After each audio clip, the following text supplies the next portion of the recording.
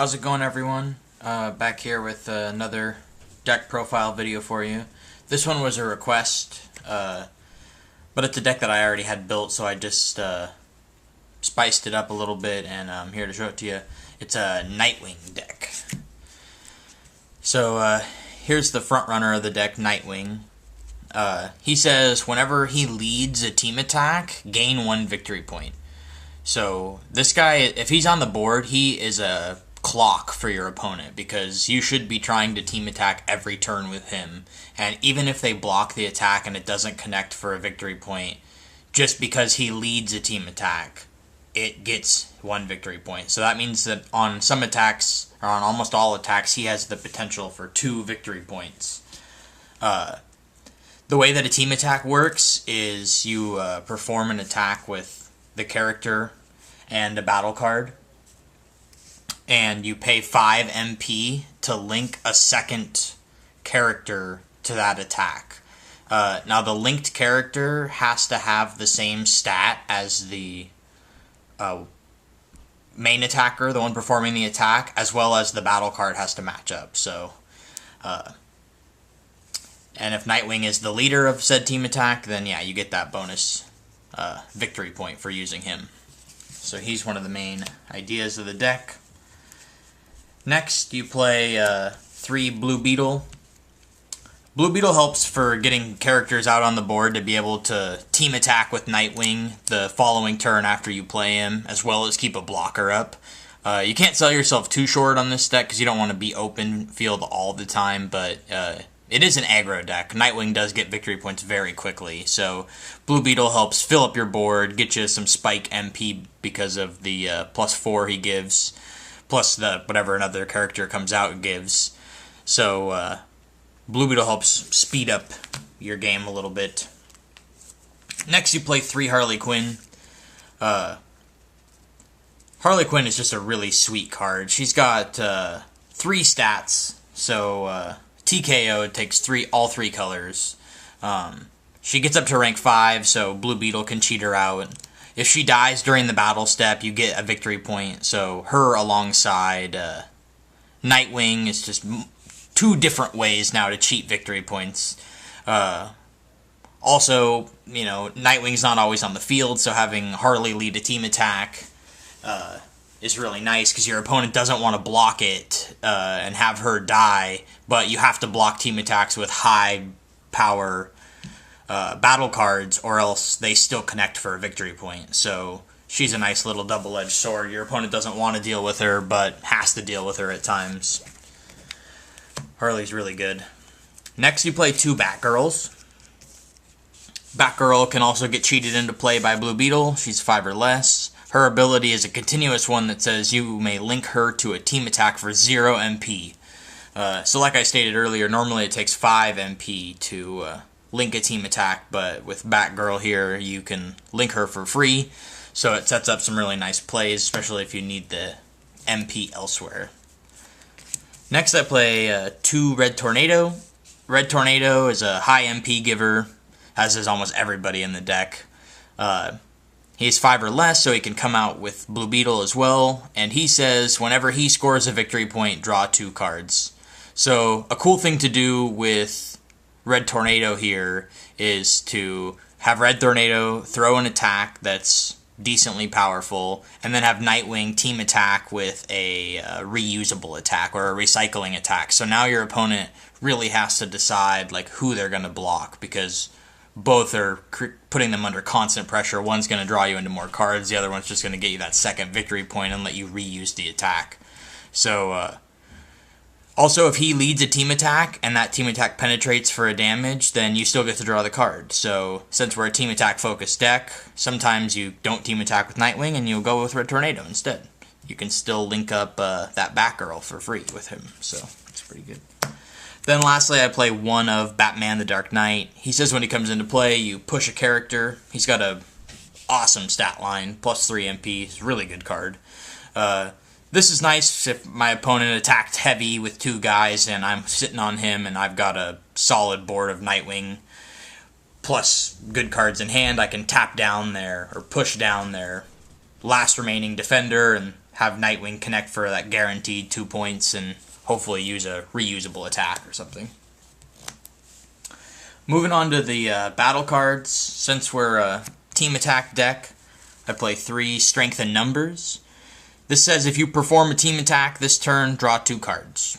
It's a really cheap event. It's probably one of the best value events for drawing in the game. But it does cost you that 5 MP to team attack, but usually you're paying that to deal damage. This is just a little bonus, so sometimes it's 6 to...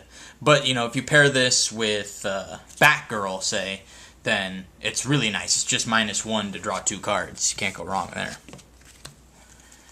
Next, I play 2 Don't Go At It Alone.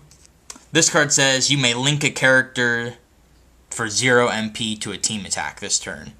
So it costs nothing to play, and it makes it so that I can link up for free. So if I'm tight on MP early on, I can team attack for free. You can pair this with Strength and Numbers. So, I mean, it's 2 cards, but you're team attacking, you're drawing extra cards, you're getting a free victory point with Nightwing. It's really good use of those 2 cards. Play 2 Reinforcements. This card shuffles 2 battle cards from your discard pile into your deck and lets you draw a card. It's nice, little cheap MP drop, and reuses your favorite battle cards that you'll see in the deck. Then I play 1 Knockout.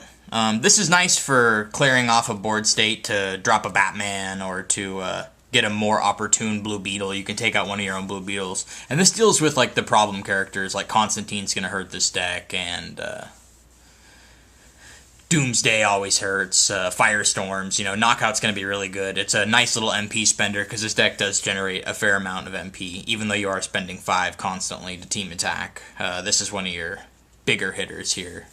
I'm thinking Teleportation might be good too, just because it does the same thing, and then it's a tempo play that lets me reuse the cards as well. So if I had Batman in play from a previous turn, then I could knock out and return their blocker, return my Batman and play somebody new still to hold that Batman again, if this was Teleportation.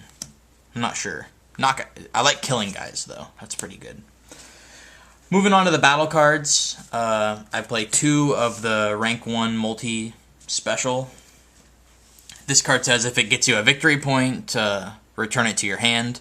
Since you're constantly throwing team attacks that generally penetrate for a damage, this is going to be really nice to guarantee you multiple attempts at 2 victory point attacks from your Nightwing.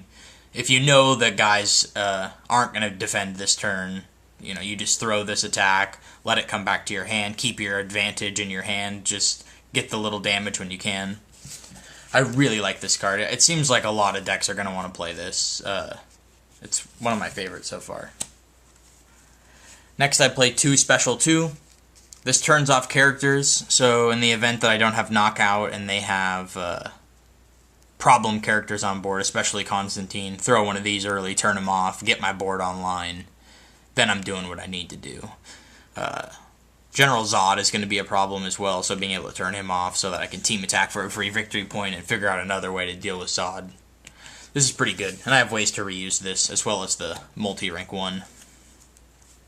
Play 3 Gorilla Grodd, Intelligence 2. This card's just a standout card. Every single person in the deck can perform this. Can be used on attack or defense. It leads a decent team attack of like 8 or more, so you're going to have to be blocking with your big guys to... which I'm totally fine with. I run a nice package here that TKO happens pretty frequently if I am not dealing with the HPKO situation. I really like this card. It seems like it's such a low rank here, and it's nothing but bonus. I feel like this is going to be in almost every deck that plays any of that stat. I play 3 of this Intelligence 3 card. This lets me search in my discard pile for a rank 2 or lower battle card and put it in my hand. So every card I've just shown you so far for that's a battle card is reusable. That's the Intelligence, the Special, and the reusable rank 1. All 3 of these cards are really, really powerful. So to be able to throw an attack, drop my characters, throw this attack, grab one of these for next turn, means the following turn I can play one of these into one of these to stop the effect, into a third attack. This card just helps you reuse some of the best low-cost cards in the game right now. So I like being able to grab it, and it's some NP spender, because again, this deck does generate a lot of NP. You always want to be spending your NP, so having enough ways to use that advantageously is important. I play 3 of this rank 4 intelligence card. This one's kind of cool. It says search your deck for a copy of a rank 5 card and put it in your hand. So it costs nothing to perform. Almost everybody in the entire deck can perform it. With a team attack, it gets you to like 9 and above a lot of times, which means that even small guys on the board are not going to be able to stop the penetration. And it finds you a rank 5 attack, which is convenient because the team attack multi-attack is a rank 5 attack. These are the fancy fun promos. It says, if this card is used in a team attack, draw 2 cards. It happens to be rank 5. This card's free and searches it out, and we're a team attack deck, so it just plays really nicely. You use your reinforcements to shuffle these guys back in and these guys back in. You're using your rank 3 here to reuse all your low-cost battle cards from the discard pile anyways, so you put these cards back into the deck and you recycle them, and you're always just finding the attacks you need when you want them. It's a really cool combo. The deck does a lot of fun stuff while you're getting to reuse and look through and pick out what you want all the time. Lastly, I use this card. Being on like 6 MP or so is sometimes a little bit difficult, so you can be on like 3, I think, is the sweet spot here, because if you're on 3 MP and your opponent is higher than you, you attack with this card, drop down to 2, you're lower than your opponent, so you go up to 3 MP, and then you link a character to the team attack while it coming out of nowhere. Your opponent could think, oh, you have no way to link this turn. This card is a cool little down-up kind of motion with the MP that lets you kind of shark a team attack at times. That's the last card. It's also searchable with this in a pinch if all of your team attack rank 5s are used up or you need the MP. This is a nice little thing an interaction that can happen as well. So that's the deck. Let me know if there's anything you like or that you would change. See you later.